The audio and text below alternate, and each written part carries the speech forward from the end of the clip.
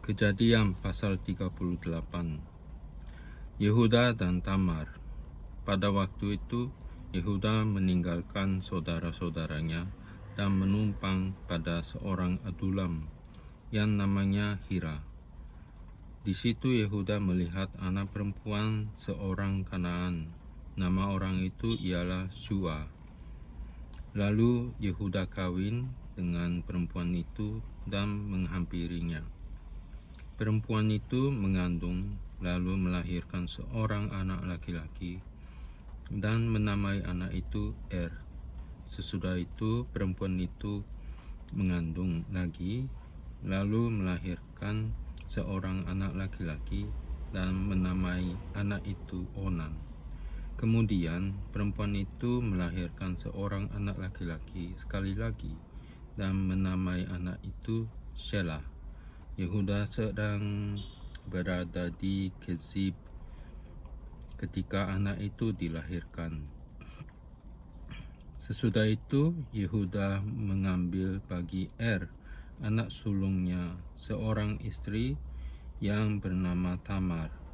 Tetapi anak sulung Yehuda itu adalah jahat di mata Tuhan. Maka Tuhan membunuh dia.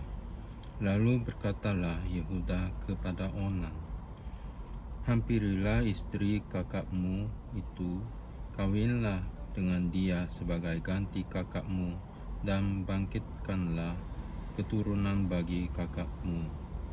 Tetapi Onan tahu bahwa bukan ia yang mempunyai keturunannya nanti.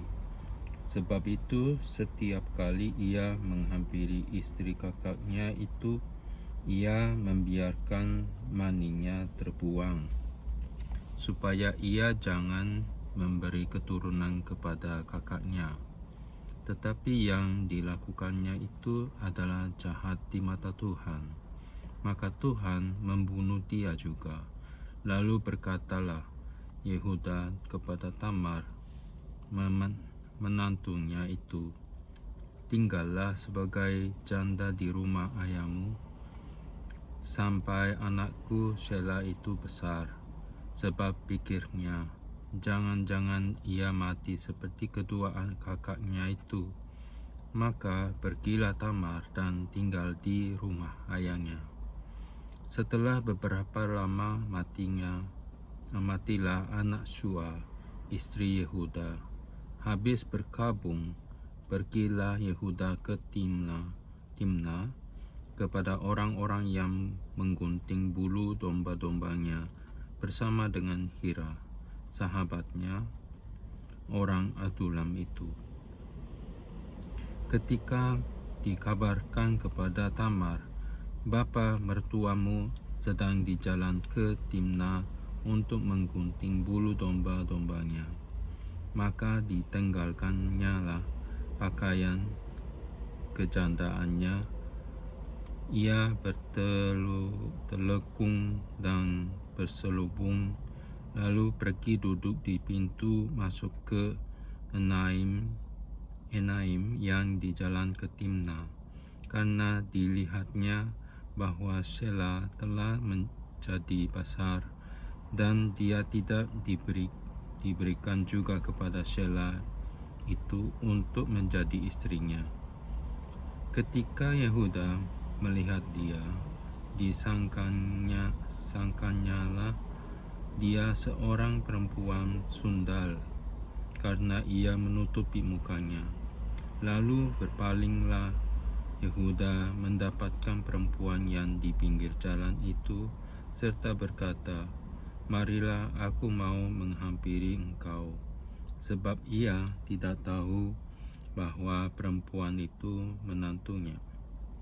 Tanya perempuan itu, "Apakah yang akan kau berikan kepadaku jika engkau menghampiri aku?"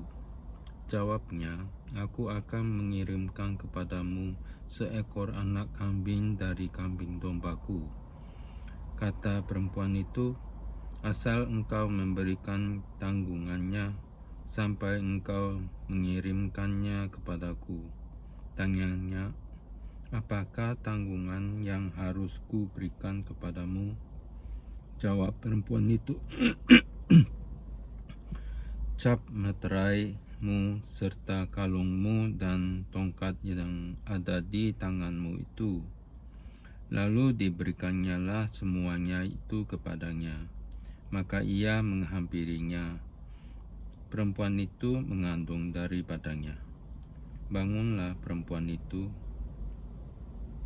lalu pergi ditanggalkannya telekungnya dan dikenakannya pula pakaian kejandaannya. Adapun Yehuda, ia mengirimkan anak kambing itu dengan perantaraan sahabatnya, orang Adulam itu, untuk mengambil kembali tanggungannya dari tangan perempuan itu. Tetapi perempuan itu tidak dijumpainya lagi. Ia bertanya-tanya di tempat tinggal perempuan itu, di manakah perempuan jalang yang duduk tadinya di pinggir jalan di Enaim itu?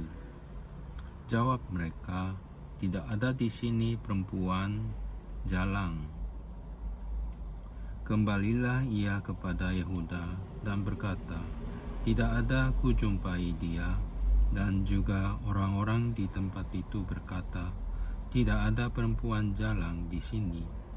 Lalu berkatalah Yehuda, biarlah barang-barang itu dipegangnya, supaya kita jangan menjadi buah olok-olok orang. Sungguhlah anak kambing itu telah kukirimkan, tetapi engkau tidak menjumpai perempuan itu.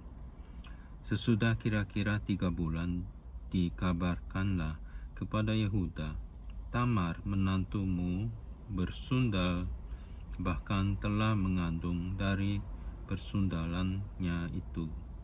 Lalu kata Yehuda, bawalah perempuan itu supaya dibakar. Waktu dibawa, perempuan itu menyuruh orang kepada mertuanya mengatakan, dari laki-laki yang mempunyai barang-barang inilah aku mengandung. Juga dikatakannya, periksalah siapa yang mempunyai cap materai serta kalung dan tongkat ini. Yehuda memeriksa barang-barang itu, lalu berkata, bukan aku, tetapi perempuan itulah yang benar, karena memang aku tidak memberikan dia kepada Shelah, anakku, dan ia tidak bersetubuh lagi dengan perempuan itu.